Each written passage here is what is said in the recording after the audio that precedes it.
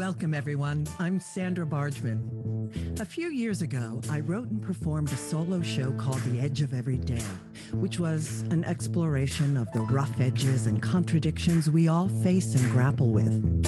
The show hit a nerve, and the relevance of the topic would only grow over time, more than I could have foreseen. So, here we are.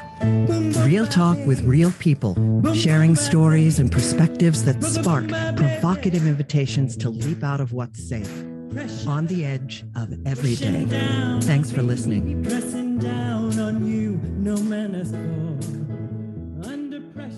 Hello, everyone. We are live in the Hive. Thank you for joining me on this, the fourth episode of The Edge of Every Day, here on TalkRadio.NYC. For those of you who are tuning in for the first time, and for those of you who don't know me yet, I encourage you to check out my bio on TalkRadio.NYC, or of course you can visit my website, sandrabargman.com, or you can tune in to the replay of my debut episode, where I shared about the work that I do and the inspiration for this podcast. Actually, those understandings are being woven into each of the previous episodes. In a nutshell, it's a show about pushing boundaries and exploring rough edges. Through conversations and shared stories with friends and colleagues, it's my hope that we can begin to understand our edges. And what I mean by edges is those places where we are fearful, those places where we are resistant to change, those places where paradoxes and contradictions live in our beliefs and our understandings, both internally and collectively in the world around us. We live in edgy, challenging times, but life isn't black versus white. It's an embrace of both. And the more we recognize our own edges and get real with them, the more we can help others to do the same. And that, I fully believe, can help to change the world. So, thanks for tuning in. And without further ado, it is time to introduce our guest this evening. Joan Kane, director, producer, dramaturg, writer, actor, is the founding artistic director of Actus, a theater company in New York City. Joan directed Sycorax, Cyber Queen of Qamara at Here, Play Nice at 59 East 59 Theaters, I Know What Boys Want at Theater Row, 6 Characters in Search of an Author in Oslo, Norway, and Kafka's Belinda in Prague. She also directed both Safe and What Do You Mean at 59 East 59 Theaters and in the Edinburgh Festival Fringe, getting 4-star reviews for each. Joan was awarded Best Director in the United Solo Festival, where she has directed 6 pieces. Joan was named one of the People of the Year in 2011 in honor of her contributions to the New York theater scene, and she was inducted to the Indie Theater Hall of Fame by NewYorkTheater.com. Her shows have been nominated for 61 awards, winning 21. Early in her career, she was an Equity, AFTRA, and SAG actress. She later became a teaching artist for Henry Street Settlement, Young Playwrights, and Theater for the New Audience. Joan went on to teach in New York City public schools and at Fordham University as an adjunct professor. She recently went back on stage in her own solo show, Almost 13, which she performed in the 2019 United Solo Festival and again last month at the Episcopal Actors Guild. Welcome, Joan Kane. Hello, Sandra. Yay! Good to be here with you. It's great hearing you. It's great seeing you. It's great having you. Thank you so much for being on here. And thank you for inviting me. Wonderful, wonderful. So let's dive in. Mm-hmm. I want to start with, of course, how we met. And it's a really great, edgy, fabulous story. And so I'll start. Playwright Connie Kepfinger, friend of mine, a friend of yours, our mutual friend at the time, and a prolific playwright. she and I, she's also from Pittsburgh. That's how I know her. And we decided to produce together one of her plays, Garrett the Blue Giraffe. And we did it at the Hudson Guild Theater in the Thespis Theater Festival. And it was a twofer, two characters, me playing Israfel and the wonderful actress Puya Moseni playing Garrett. And we needed a director. And I was new to the indie scene. And it was a new production for me under Sacred Stages. It was the first thing I produced under Sacred Stages. And Connie said, listen, I got the perfect person for this play, Joan Kane. I said, please call her. And of course, the rest is history. Thankfully, in your busy schedule, you were free to do it. It was an amazing experience too. We met. First of all, I read the play and I went, oh my goodness, this is really quite wonderful. I want to do this. I want to direct it. I want to take it off the page and make it 3D and put it on the stage. And Connie had done the actual casting. And Yes. then when I met you and I met Puya, I went, oh yes, we have to do this. This is really going to be a really wonderful experience. And it was. Yeah. Everybody just loved working on it. We Oh, had totally. in rehearsals, we experimented, we tried different ways of doing what we were doing, and it was pretty much a success. Truly. And it was a perfect example of leaping off the edge. It was a Yeah. real edge story. The actual play, this is how it was called, this is how it was spoken of. A tale of discovery that explores the very essence of living itself. Like all of us, Garrett comes to realize the purpose of life, and she learns it is time to evolve and to break free from imaginary boundaries that restrain her passions, pushing boundaries and exploring and jumping off rough edges. I love it. Which Well, actually, Puya did. yeah, I mean, I was just going to say, and we loved doing the play. We loved working with each other. We loved working with you. It was a little love fest and such an uplifting experience. And then tell that story with Puya. well, as I said, I was given the cast, and we were in rehearsals one day, and Puya, we were actually sitting at the table when this happened, and Puya very calmly said, I have to tell you my story. And I went, yes, Puya, tell us your story. And she started talking about her time living in Iran and how she couldn't live in Iran because of who she was. And it turns out that Puya's parents moved her here to America because if she was transgender, and if she was going to be a she in a he and live. and live, yeah. So her parents, who were very supportive, moved her here, and then she didn't really tell anybody she was transgender. No. This was how she came out.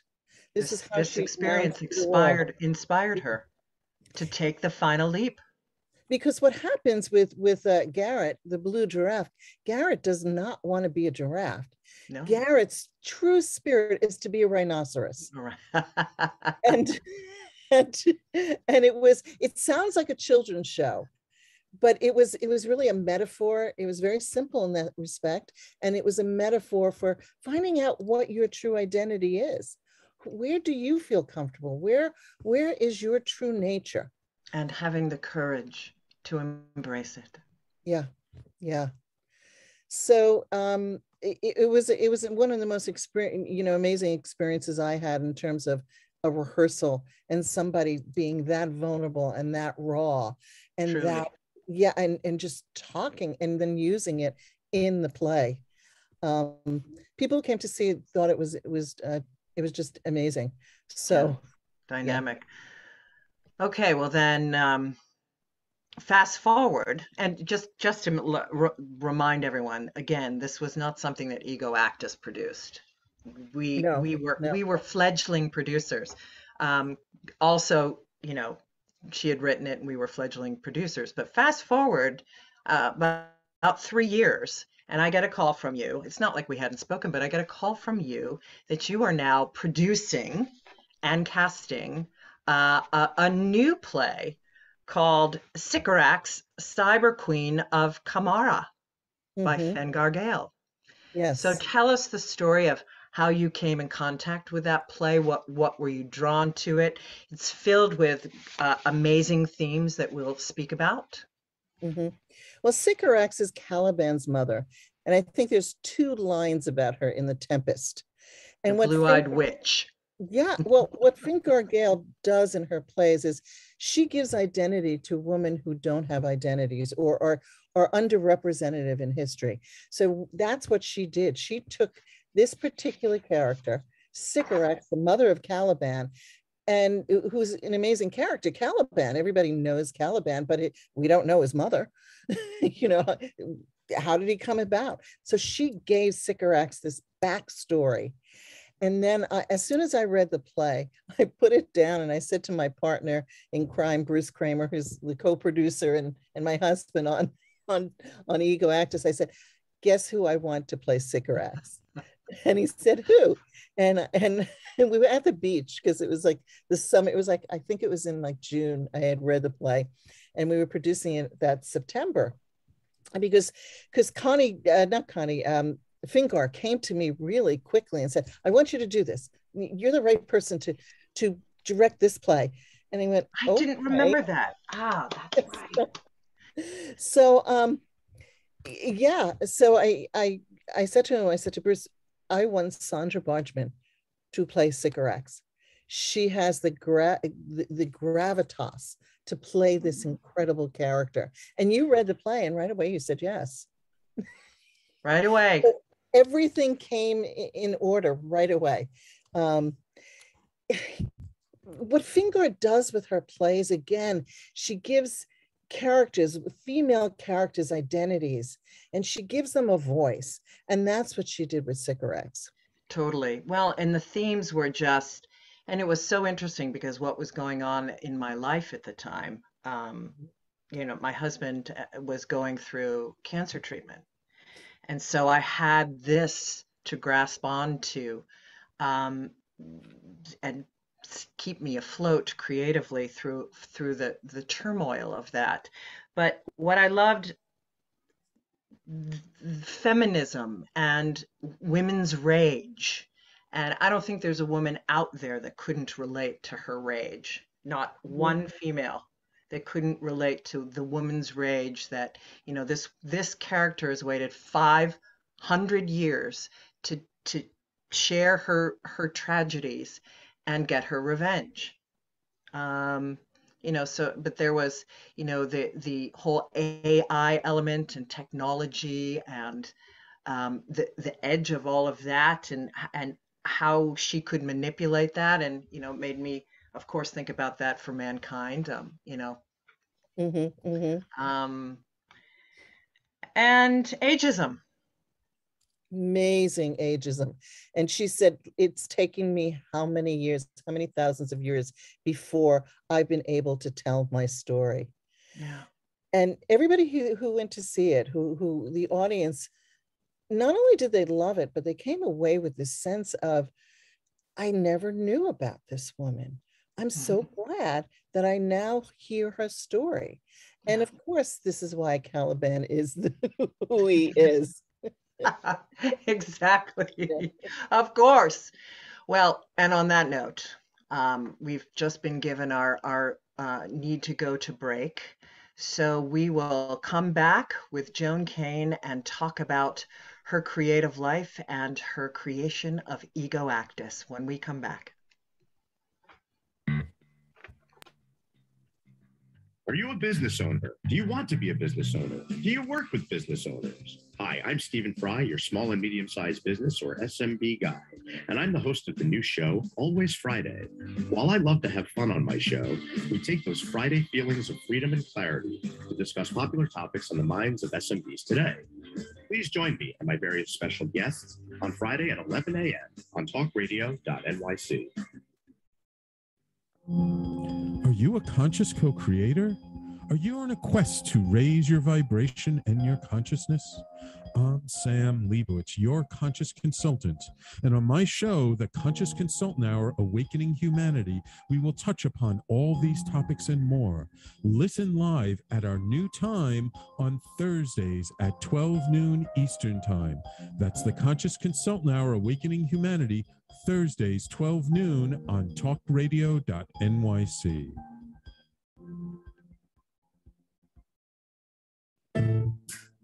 Are you on edge? Hey, we live in challenging, edgy times, so let's lean in. I'm Sandra Bargman, the host of The Edge of Every Day, which airs each Monday at 7 p.m. Eastern Time on TalkRadio.NYC. Tune in live with me and my friends and colleagues as we share stories and perspectives about pushing boundaries and exploring our rough edges. That's The Edge of Every Day on Mondays at 7 p.m. Eastern Time on TalkRadio.NYC. You're listening to Talk Radio NYC. Uplift, educate, empower.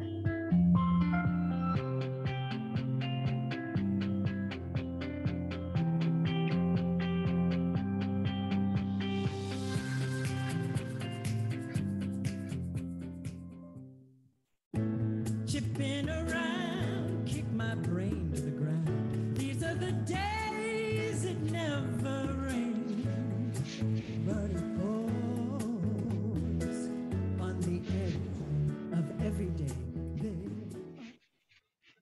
And we are back with our guest, Joan Kane, on The Edge of Every Day. So the two plays that I was lucky enough to be a part of with you, I feel really were great examples of the philosophy that you live by and work with in your creation of theater and in the way that you create art, period, and the way that you interpret the world. And you just are such a great, curious person and constantly learning. And so I want to start this segment reading the mission statement of Ego Actus. It's awesome. Our Ego Actus mission statement is simple. We create provocative, accessible theater. Our log line is simple too. It's not off-Broadway, it's independent theater. If you want to see Shrek or Cats, go to Broadway. But if you want to see provocative, groundbreaking, accessible, cutting-edge theater, buy a ticket to one of our shows. We feel theatrical drama is an important form of cultural communication. We want to change the way people look at the world. Our shows are designed to make you think, and they are priced so that anyone can see them. We want to change the way people look at the world, and we hope people walk away from our shows talking about the topics and considering points of view, the other points of view than their own. We explore the relationship between art and social change. How does our work fit into that relationship? Art is a communication industry that is focused on how society sees itself. We want to be accessible, affordable channel for that communication. By presenting stories that illustrate social issues, we are creating dialogue with our audiences. The Edge of Every Day. It's all about discussion. It's all about how do you have a discussion and being able to listen to points of view that may not be your own. And I think that's how we really affect change in the world. Is that being able to be open and hear other people's point of view. Oh, truly. And do we need that more than ever now? Mm-hmm. But I just love your commitment to the under. And when I created The Edge of Every Day, I called it edutainment. Mm. And you know, it's wonderful to be entertained. And Lord knows I've attended plenty of things like Shrek and Cats. But is that what we want to create right now? And particularly in these challenging times, I just love your commitment to it. So I want to jump into. I want to hear about your childhood. What was it like? And, you know, was your family supportive of you? And did you have the social streak in you even as a young person? To answer that question, I think I did. I was always the person who stood up to the bullies and wouldn't let anybody else bully anybody else. I grew up Warrior. I was a warrior. I grew up in Brooklyn in a place called South Brooklyn, which is now called Park Slope.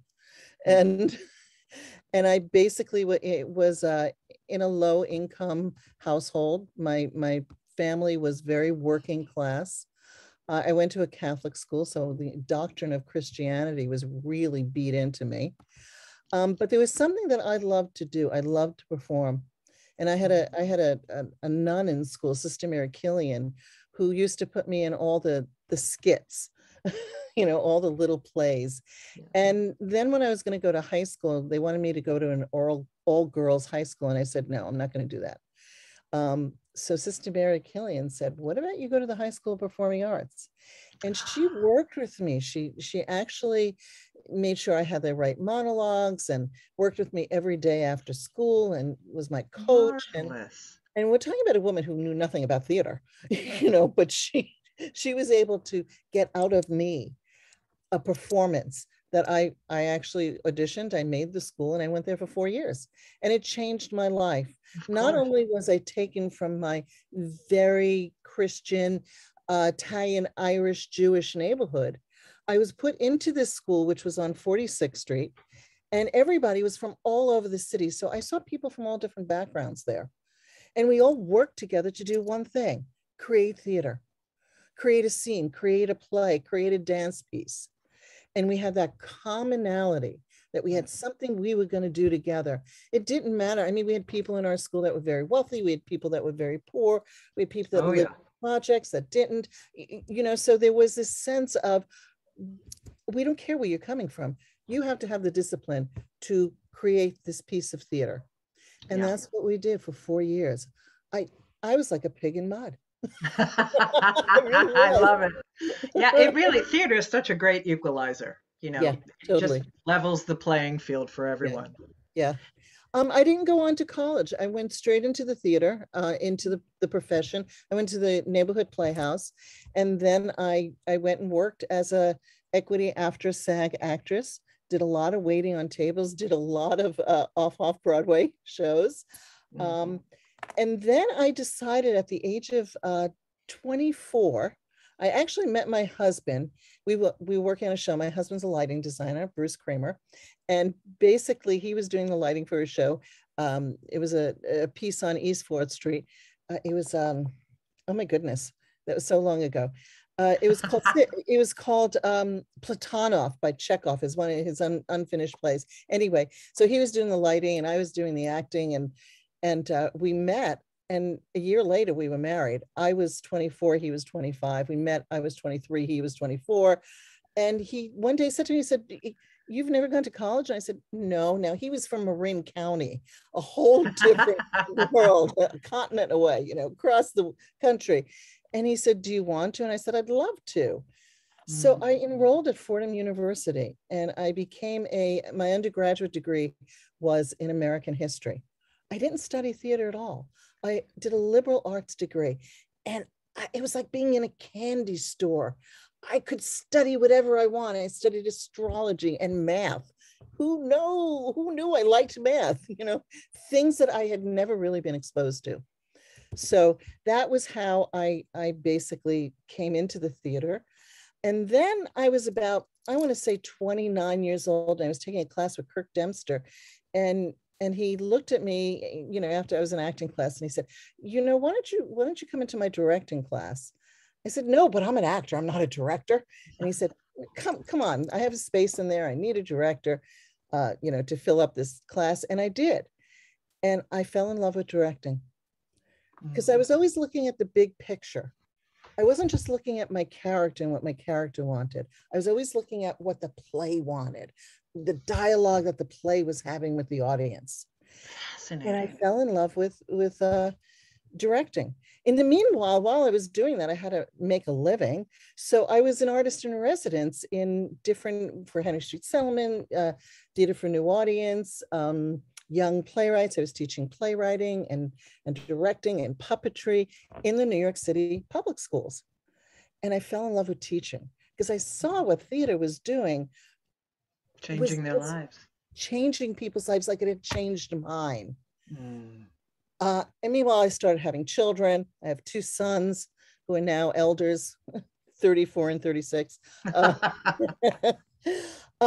So there was, my life had this melding. It was flowing. It just wasn't this one path. It had this like journey. I was always going over hills, underneath glens, going over rivers. The journey was such that it just wasn't one way. It just wasn't one path. And all of that I've used in my work, all of that experiences.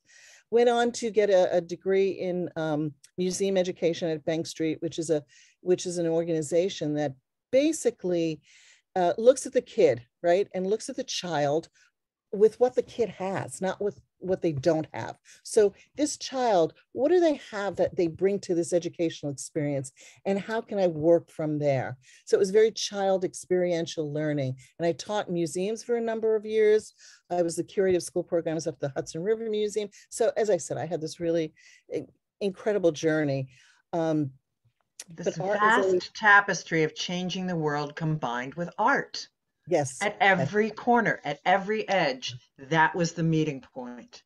Yeah. Wow. There was always art in my life in some way. And what I was able to do in museums also was to take theater and make the paintings 3-dimensional. We would take a painting and we would look at it and we would, do a tableau. We would the kids would get up and they would,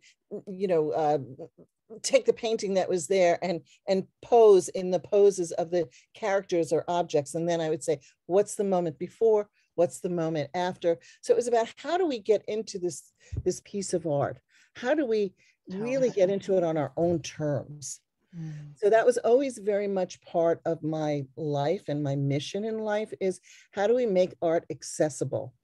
Because I think that, I love Broadway, but the prices are astronomical, and there's only one class of people who can go, or you have to, save up rob for a bank. years. Yeah, to go. And there's incredible shows on Broadway. And what I love is I use TDF or TKTS because they have half-price tickets, and Sure. we're able to then access, theaters be able to be a little bit more accessible. So how do we make that accessible to everybody involved? So it's not just this have and have not of theater. Then I went on to actually become a theater owner, so to speak. I was studying at La Mama Umbria. They had a directing symposium run by David Diamond and Ellen Stewart and Mia Wu. And I was there, and Ellen Stewart was there. Ellen Stewart, the La Mama. Yeah. And she gave me the advice. I was having a hard time getting jobs as a director. And she gave me this advice. She said, paint your own door and walk through it. Why are you always asking everybody else permission to do your work?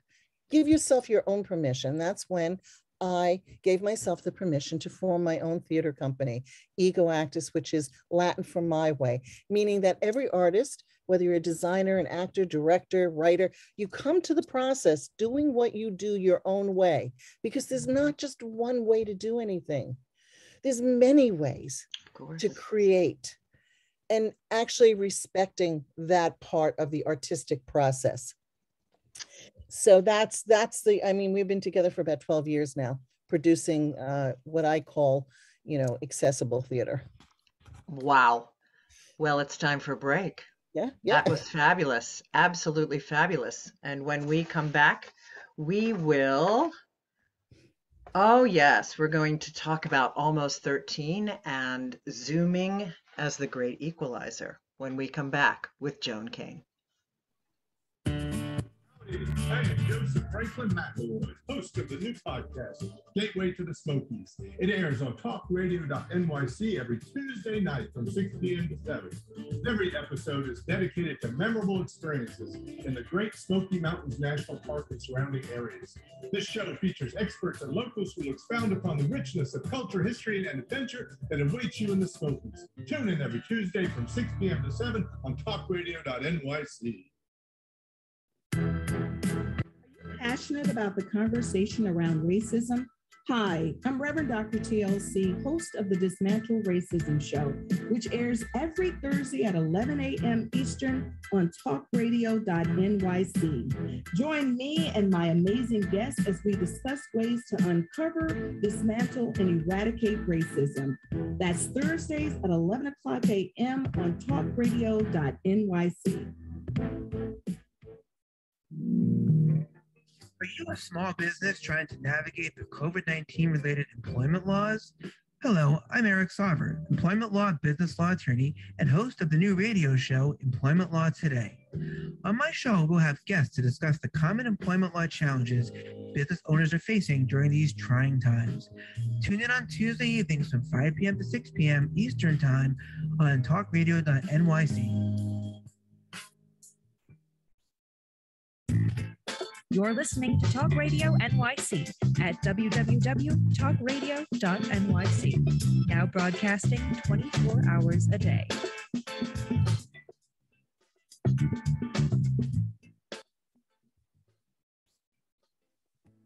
Chipping around, kick my brain to the ground. These are the days it never rains, but it pours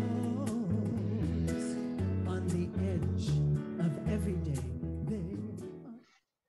And we are back on the edge of every day with my guest, director, actor, producer, Joan Kane.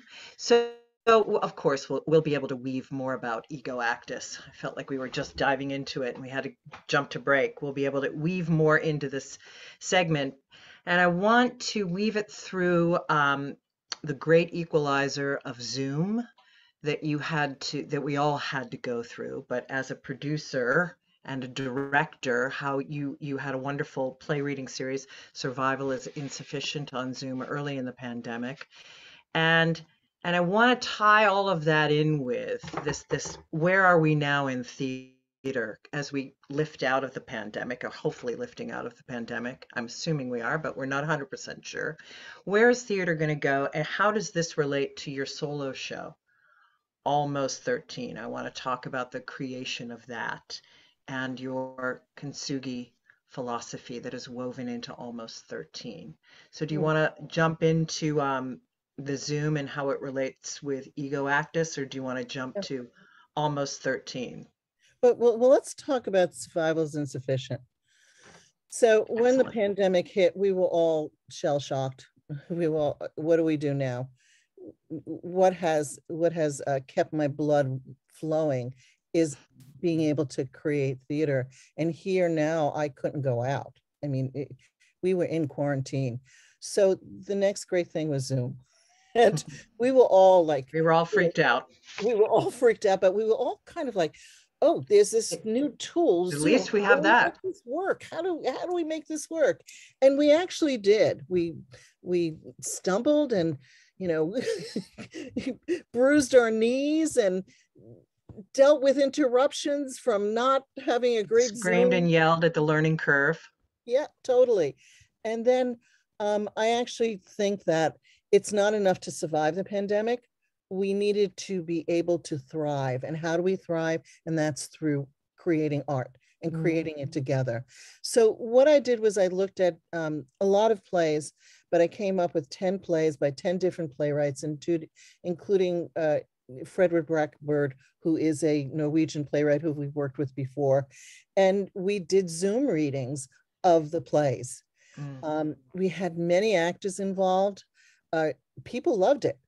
They came. I mean, there were times when we had 700 people on just seeing the Zoom. People wanted it. They were hungry for it.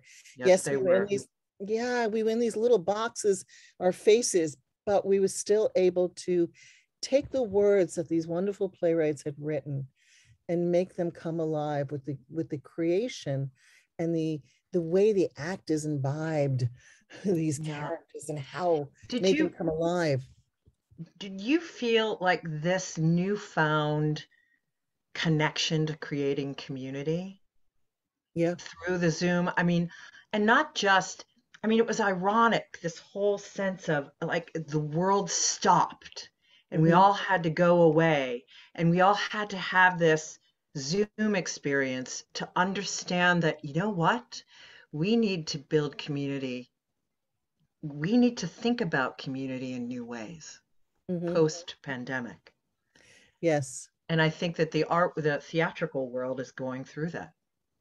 Well, it also made it accessible to people who couldn't come to the theater. So for instance, there are people that I know in European countries and in African countries who could never come and see a show that I've directed and produced. We're now able to hear and see. Genuinely global. Yes, yes. So I think in a sense, I'm not saying the pandemic was good for us. Oh, but there's silver linings, absolutely. Totally. There was a silver lining there. And we all became much better at Zoom. We all became, right? Well, and I think it's here to stay. Hey, absolutely. But what people were able to do, I was involved with Joyland, that we seriously pushed the envelope with what we were capable of doing. Totally. That's what we did. We pushed the envelope. We were able to make what was never accessible to everybody. So this really elitist little thing called theater in New York City became a global experience for many people. Push the boundaries, which you always talk about, Sandra. And you were in a few of our Zoom pieces. I was. Yeah. Gloriously. So I had created, to talk about Almost 13, I had created Almost 13 in 2000. No, it was 2000. I want to say 16, when I was at the La Mama Umbria playwriting program. I was studying with Brendan Jacob Jenkins, who wrote an Octoroon and other wonderful plays. And I didn't feel like I was a playwright, but I was there with some really incredible playwrights, and I had written a few scenes and I wanted to develop this even more. And I was planning on actually producing it as a full, like 16 characters, multi-actor play. And I had written it that way, but that's really expensive to produce. So I talked to Brendan. He said, well, why don't you write it as a solo show? And I did. I wrote it as a solo show and I decided to perform it. It's my life story. It's my life going up in South Brooklyn, and the roughness and how I became broken. I saw a horrible incident that happened and it broke me. It really made me feel for the majority of my life like I was broken. And then I said, oh my goodness, I can't live with this. So writing it really helped me to heal. It helped me to get it out and say, this is something that it's a way of really healing. It's a way of getting it out into the world.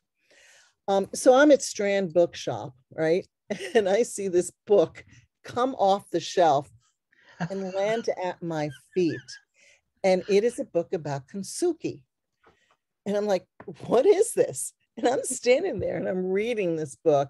I stood there for I don't know how many hours and I read the book. And Kintsugi is a Japanese art form of when a pottery falls, instead of taking the pieces and throwing them away, you take this glue made of gold, and you put all the pieces back together. And the bowl becomes even more beautiful than it was before it was broken. So it's really about accepting your brokenness. And at the end of my play, I use the line from Leonard Cohen, everything has cracks in it. That's how the light gets in. And for me, it was a process of understanding that my brokenness was also what was beautiful about me. Yes. This sense of pain that I have, this sense of trauma, also became a part of who I am as a person and why I am such a compassionate human being, because I do understand that about brokenness. I do understand how people really, what happens when you have something traumatic happen to you? How do you get over it? Which led me to my next point of why I wanted to write the play, is that you can go through things that are horrible in your life. You don't need to stay there in that moment. You can take that moment with you into the future, and you can go beyond it. And you can still live a productive life. You can still live a life that's worth living. You don't have to be affected by it in the sense of making it stop you where it happened to you. So it's really about taking this cycle of brokenness and learning how to help myself belong to me. So owning myself, as opposed to that incident, that traumatic experience, owning me. I own me now. It's a woven philosophy, actually. Tapestry. It's very similar to wabi sabi in that the Exactly. embrace of the imperfection and the beautification of the imperfection. Right. Right. So this whole kintsugi has really kind of been your springboard. Like the edge of every day became my this boom. This is how I understand life, the concepts. And those concepts that you put forward in your one woman show have sort of become your philosophy of life and what you have discovered about humanity coming out of the pandemic. Yes? Right. Totally. I think our society is broken, but if we look at the brokenness, it's actually opened up. We've cracked open and we see these are the parts that we need to fix. These are the parts that we need to look at, examine. We have institutional racism it's been in our country since the country was founded, but we're not just really beginning to talk about it and examine it and do something about it. I think we've always been talking about it, but there's always been these band-aids. Talking around it, I would say. Yeah. Exactly. But now there's a chance to heal it. There's a chance to say, no, we're not going to live this way anymore. We are going to do something about it. We're going to rip off these band-aids and we're not going to let this happen anymore. I think, yeah, with the much of what's happened politically, I'll speak for myself. I thought we were farther along in the whole racism issue, naively. So yeah, I think we are broken, but I do agree with you that we are, going at those edges and hopefully putting them together with golden dust. Yeah. Yeah. Well, I think, what happened to me as a kid growing up, I was 12 years old. And, again, a lot of my choices were made based on that traumatic experience, but being able to use that experience to go forward as opposed to staying there. And I think, again, the pandemic, we can use this as a learning tool. It's always been a part of my life is learning. How do we learn? How do we take these experiences in our life? What is the universe trying to teach us? These are life use lessons. them to transform. That's right. Transform. As opposed to wounds, constant wounding from it. Yeah. So I've been really grateful that I was able to perform it for 4 times at the Episcopal Actors Guild. Karen and the people over there are just so supportive of all the artists that walk through that place. And I've been really, really fortunate to have their support. Yeah.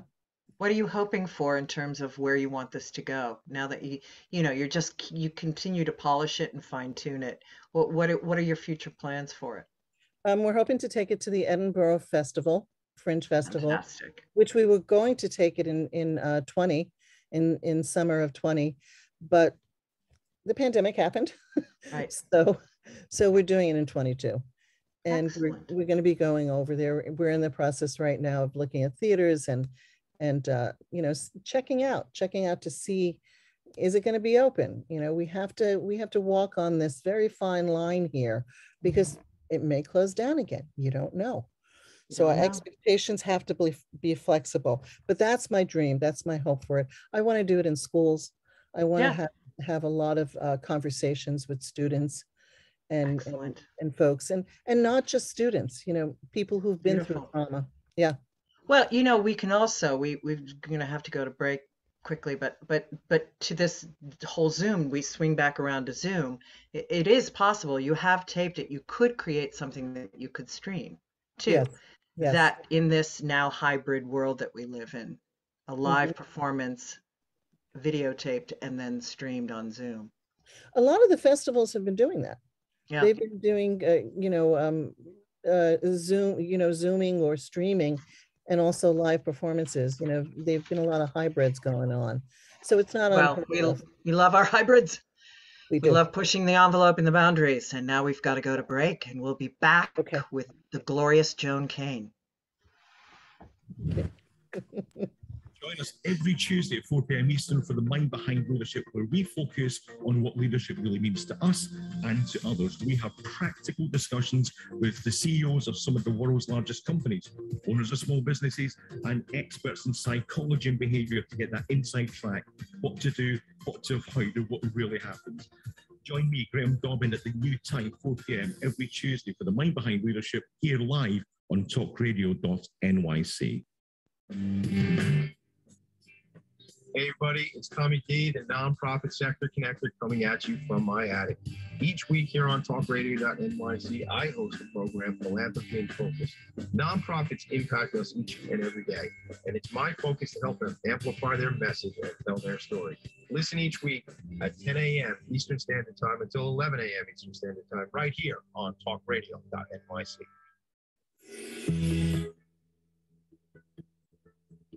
Calling all pet lovers. Pet Avengers, assemble! On the Professionals and Animal Lovers show, we believe the bond between animal lovers is incredibly strong. It mirrors that bond between pets and their owners.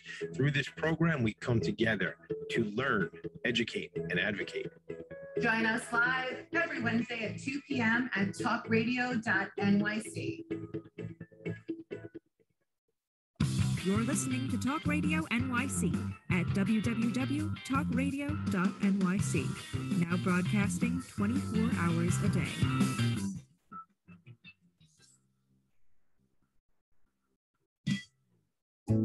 Chipping around, kick my brain to the ground. These are the days it never rained, but it pours on the edge of every day. And we're back with Joan Kane. So one of the things that Joan and I share is a profound connection to Mother Earth. In 2017, you were a great friend and cheerleader when I went off and did the climate change leadership program with Al Gore in my hometown of Pittsburgh. And I came back, and you brought to my attention the work of Arctic Cycle and the Climate Change Theater Action Group. The founder of those groups, Chantal Bilodeau, who has made quite a name for herself as a playwright that is dedicated to writing plays about the issue of climate change. And so, again, how do we push the boundaries of climate change and inspire people to action with our art? And so tell us about your involvement in the Climate Change Theater Action with Chantal and the climate plays. Well, Chantal commissions 50 playwrights to write short plays about climate change. And what she asks people to do, companies, schools, whoever you are, you can be an individual and do it in your living room. You could do it. I hope to do it next in the Plum. Yeah. With you. I hope so. But this time around, 2021, we're doing it at the Episcopal Actors Guild on December 4th from 7 to 9 p.m. We're having a series of 8 different plays. We've been reading the 50 plays, which are all wonderful, and it's really hard to pick. And what we're going to be doing is doing a series of, we're going to be doing a reading of all of these 8 plays with actors that we've worked with before. And we're just in the process of picking the plays. We almost have them all picked. And me and Bruce are the people who pick them. And so we argue back and forth. No, I want that one. Well, if you want that one, I need this one. Yeah. So like any good marriage. Totally. And then we're going to be presenting them to an audience. It's free.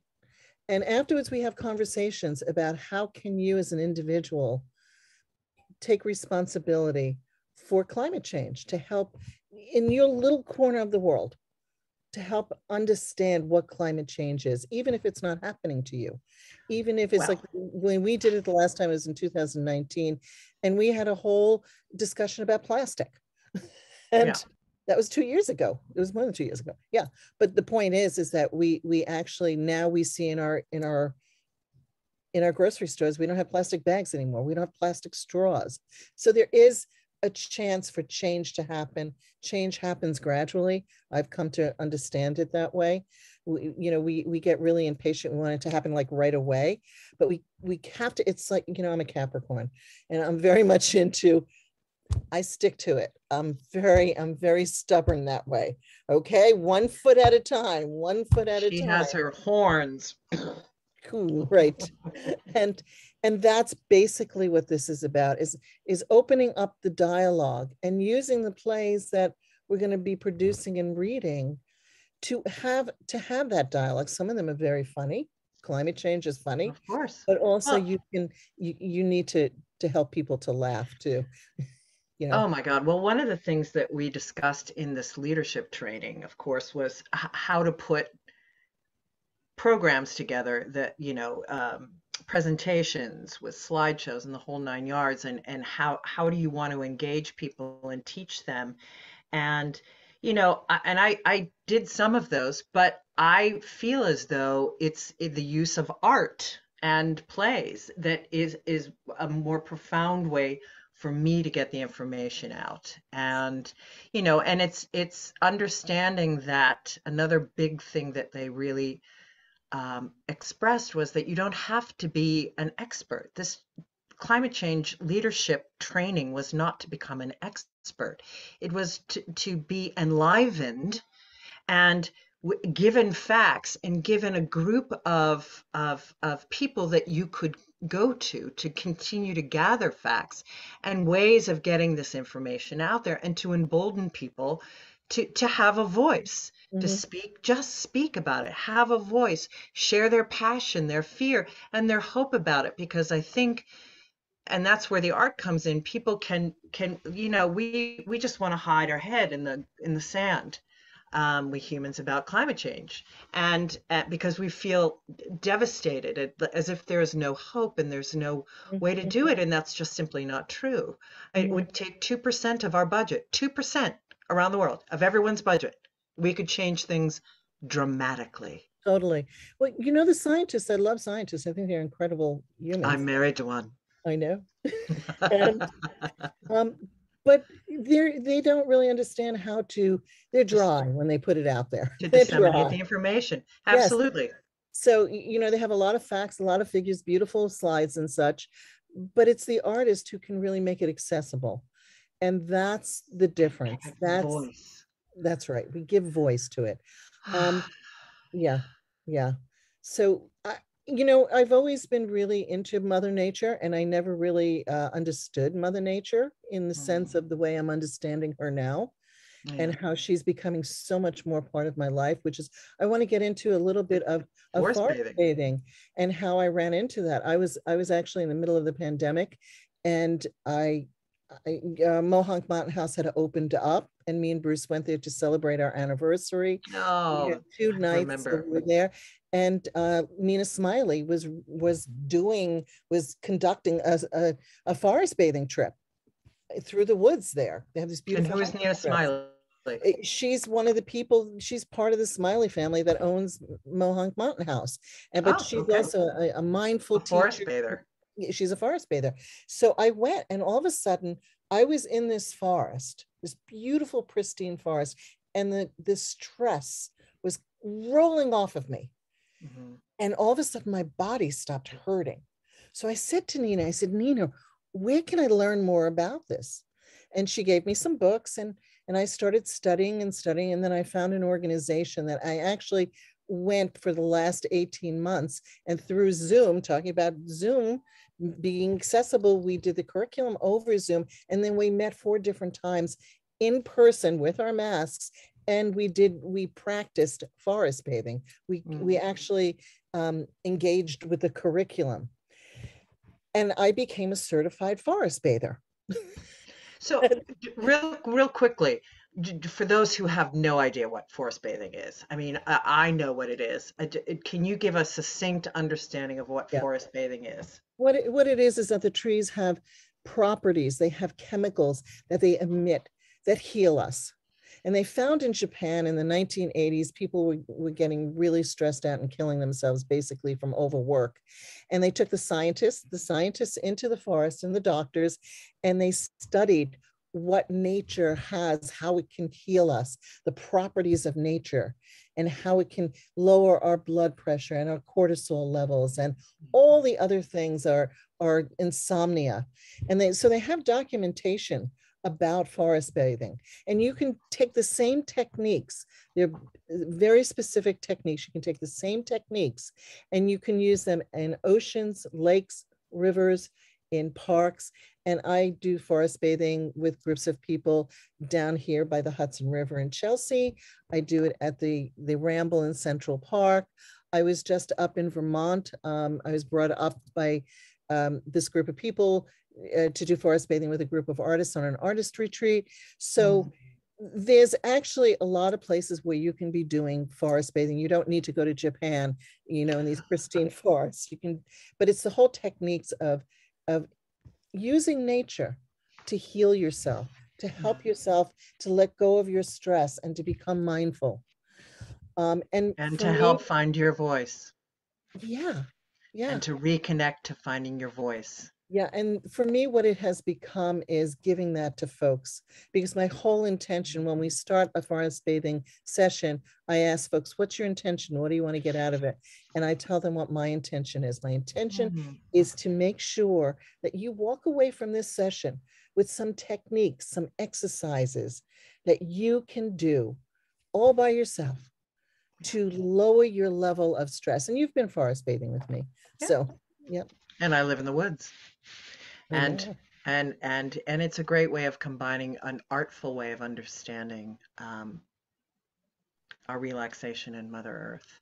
And I think that's a beautiful segue to say thank you, to let go of the stress. Say thank you to our glorious Joan Kane for taking the time to be my guest and to share your wisdom and inspiration and wonderful career with all of us.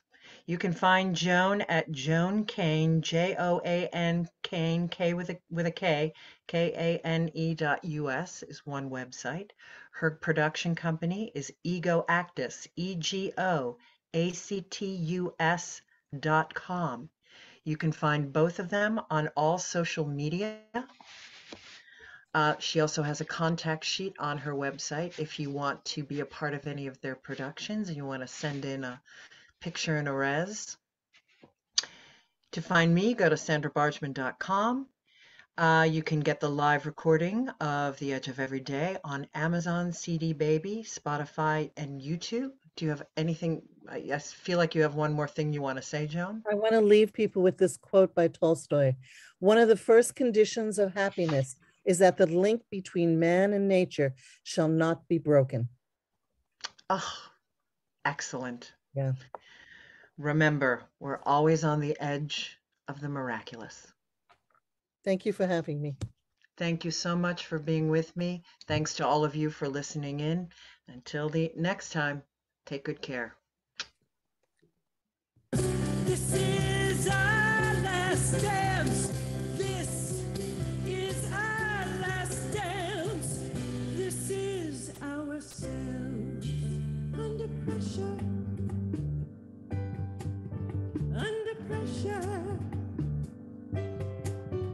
Under pressure.